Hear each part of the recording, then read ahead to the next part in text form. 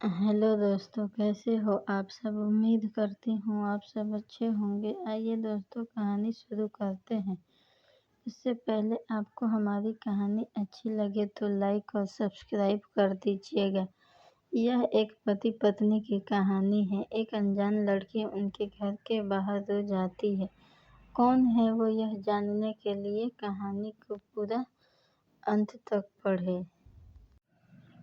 मेरा नाम रानी है। मैंने और मनु ने 2 साल की डेटिंग के बाद शादी की है। शादी में हमारे कुछ खास दोस्त और पेरेंट आए थे। मनु ऐसा ही चाहते थे। वो चाहते थे कि शादी शॉर्ट और सिंपल ही रहे। हम लोग यहाँ बड़े शहर में काम करते हैं। मनु के माता पिता गांव में ही रहते हैं। मनु ज़्यादा गांव जाते नहीं। जब कभी मम्मी पापा को मिलना होता तो वो हमें शहर में आकर मिल लेते। हमने एक छोटा सा घर भी यहाँ ले लिया है। शादी के चलते मैंने अभी नौकरी छोड़ रखी है। हमारा घर रोड के साइड में ही है। खिड़कियों से रोड दिखाई देती है। हमारे किचन की खिड़की से भी रोड दिखाई देती है। मनु का ऑफिस का टाइम सुबह 10 बजे का है। सुबह मैं मनु के लिए खाना बनाती हूँ। अभी कुछ दिन मुझे खिड़की के बाहर एक लड़की दिखाई देती है। पता नहीं क्या देखती है। फिर आज मेरी नज़र खिड़की के बाहर गई। रोड के दूसरी तरफ वही लड़की, ज़्यादा उम्र की नहीं, 25 की होगी, हमारे घर की तरफ आज फिर से देख रही थी। पहले दिन मैंने सोचा कि कोई होगी, लेकिन वो 4 से 5 दिन से लगातार आती मुझे दिखाई दे रही थी। मेरे मन में सोचा कि जाकर उससे बात कर दूं। शायद किसी और का घर समझकर हमारे घर की ओर देखती रहती होगी। सुबह मनु सोए हुए थे।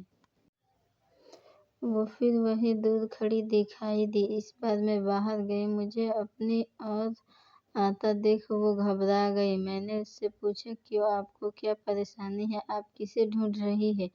वो घबराई हुई बोली, मनु यही रहता है। मैंने बोला, हाँ, आप कैसे जानती हैं? वो इतना सुनकर घबरा कर चली गई। मैंने पीछे से उसे आवाज दी पर उसने सुना नहीं। मैं अपने घर में वापस आ गई। मेरे आने पर मनु उठ गए थे। पूछा, कहाँ गई थी तुम? मैंने बोला, पता नहीं, एक लड़की है, वो हमारे घर की तरफ देखती रहती है। मैंने जब जाकर उससे पूछा तो तुम्हारा नाम भी जानती है।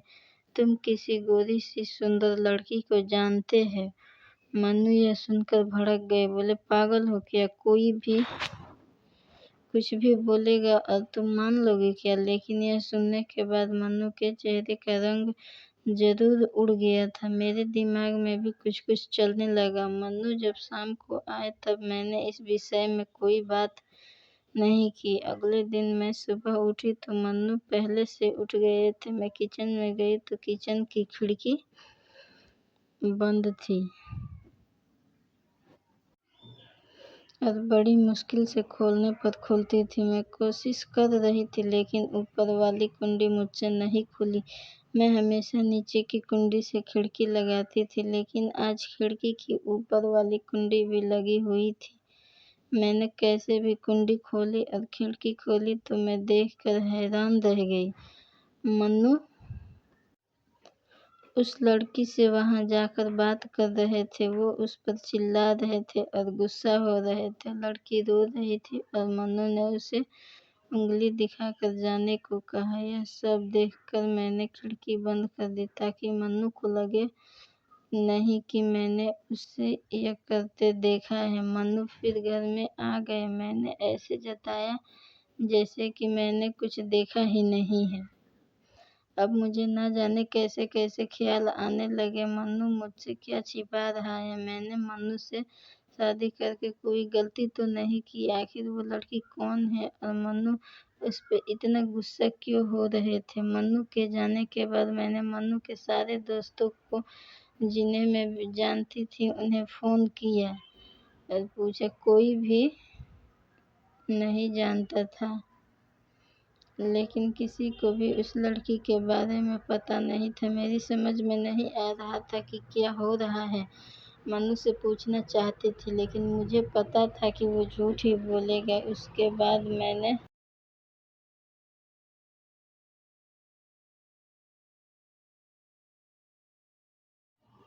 मैंने उस लड़की को घर के आसपास नहीं देखा। यह सब सोचते सोचते मेरी तबीयत बिगड़ने लगी थी।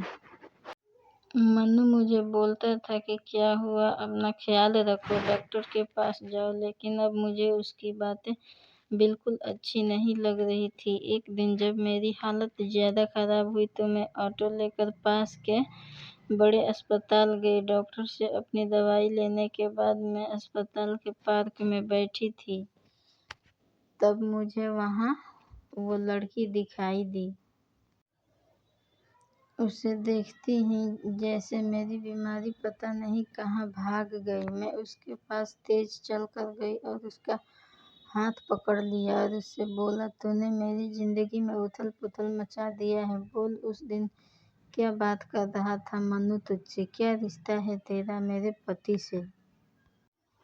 फिर उसने मुझे जो बताया सुनकर मुझे लगा कि मेरा पति ऐसा है। उसने इतनी बड़ी बात मुझसे छिपाई। शाम को मन्नू जब आए तब उस लड़की को अपने घर में देखकर चौंक गए। मैं भी उसके पास ही बैठी थी। मन्नू उसकी तरफ देखकर बोले कि अच्छा, तो तूने इसे सब बता दिया है? तुझे मना किया था दूर रहने को मेरी फैमिली से। मैंने बोला, मन्नू शर्म करो, तुम इतने कठोर कैसे हो सकते हो? अपनी सगी बहन की मदद नहीं कर रहे हो। वो लड़की मधु थी, मन्नू की सगी बहन। उसने अपने पसंद के लड़के से शादी कर ली थी, इसीलिए मन्नू और उसके परिवार ने उससे सारे रिश्ते तोड़ दिए थे। मन्नू ने कहा, मेरी कोई बहन नहीं है। मैंने कहा, इसका पति अस्पताल में है, इसे रुपयों की जरूरत है। बहन नहीं तो इंसानियत के नाते ही तुम्हें इसकी मदद करनी थी, और अपनी पसंद की लड़की से शादी तो तुमने भी की।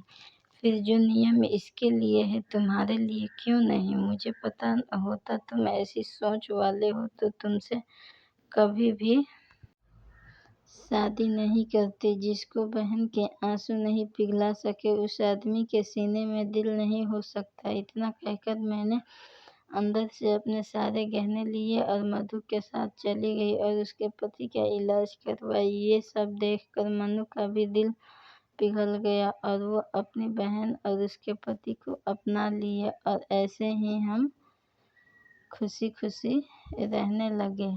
दोस्तों, कैसी लगी कहानी हमें कमेंट में बताइए, और अच्छी लगी हो तो लाइक और सब्सक्राइब भी कर दीजिएगा। मिलते हैं एक और नए वीडियो में, तब तक के लिए धन्यवाद।